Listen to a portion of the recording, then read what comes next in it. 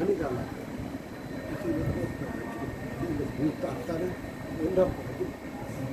zero ਕਰ ਦਿੱਤੇ ਇਸ ਲਈ ਕੋਈ ਨਹੀਂ ਕਰਦਾ ਨਾ ਵੀਰੋ ਇਹ ਤਾਂ ਕੋਲਕਾ ਵੀ ਨਹੀਂ ਉਹ ਕੀ ਹੈ ਹਾਂ ਹੋਰ ਗੱਲ पब्लिक छुट्टी वाली नहीं है अपराध वाली छोड़ देना काम नहीं करते